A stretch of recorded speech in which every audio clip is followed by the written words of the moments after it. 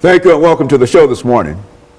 The topic this morning is the psychological impact of slavery on African Americans, and we have to talk about the psychological impact of slavery on African Americans, Mrs. Karen Shakir. Mrs. Shakir will give us some information about her background, her education, and some of the things that prompted her to deal with this issue of the impact of slavery on African Americans. And of course, Mrs. Shakir, let me welcome you to the show this morning. Thank you so much, Dr. Haney. Thank you. And to tell you how delighted we are to for you to be with us, and to tell you how much this topic ought to resonate with many members of our audience, because I think that we've talked about slavery and some of the aspects of slavery on many occasions on this show. But let's start off, Ms. Shakir, by talking about Ms. Karen Shakir. Absolutely. And to have you to give us some information about your background, your education, and your experiences, and some of the things that were important in terms of eventually bringing you to us this morning. And then we'll get into, by that time, the second segment, dealing specifically with the psychological impact of slavery on African Americans. Let's do it that way. Okay, absolutely. Of course, I'm here from Nashville. I was born and raised in Nashville. I'm a major of the Africana Studies Department at Tennessee State University under Dr. Muriel Hadid.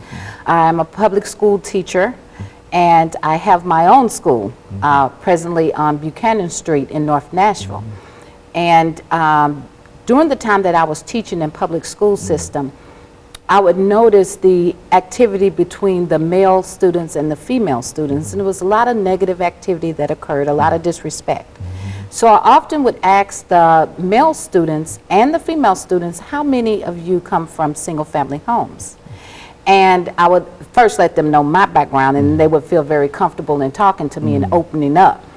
And everyone raised their hand in the entire class, and at one time I had 38 students. Everyone raised their hand except 3. And those numbers were really amazing to me. And I started doing it in most of my classes and found out that the biggest problem is the home. So it led me on a long journey.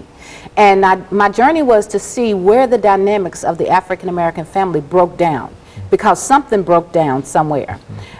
We have so many, 50% of the men, period, incarcerated are African American men out of the total amount.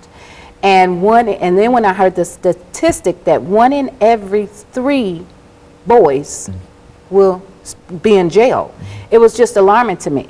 And I had to come up with something to fix this problem, or at least get us on track to recognizing what the problem is, and then going in to do a reversal of what has been done on us.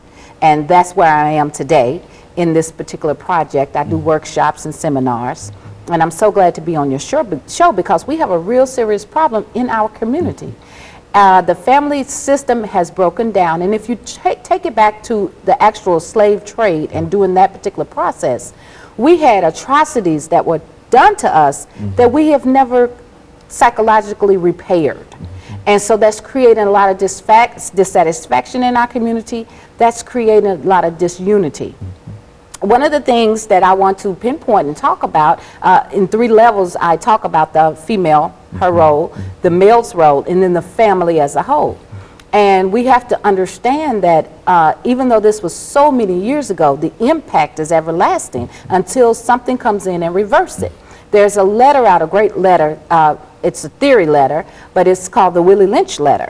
And it goes into detail of actually how the process of slavery took place and what actually occurred. And during that time, the women were actually used to breed children. And that was their basically only function, because at this time in America, we were dealing with building America, we were dealing with crops, and we were dealing with making profits. So they cut off the Atlantic slave trade, and whatever slaves were in America, that's what you had.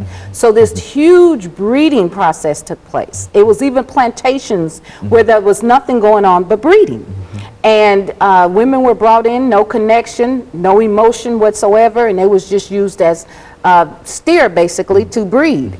And the effects of that is that when you have children and you know that this child may be given up may end up going for slavery. There's a disconnection that you have with that child, or over the years, or you allow yourself not to bond with that child so closely. And on the other aspect of that, the men were not able to provide and maintain for the woman. So after generations of this, they just stopped doing it. Okay, and Mr. Shakir, I think you know that it's time for our first commercial break, and we're going to take that break, and then we're going to come back following this very, very short commercial break and pick up the second segment of this particular show. Thank you now.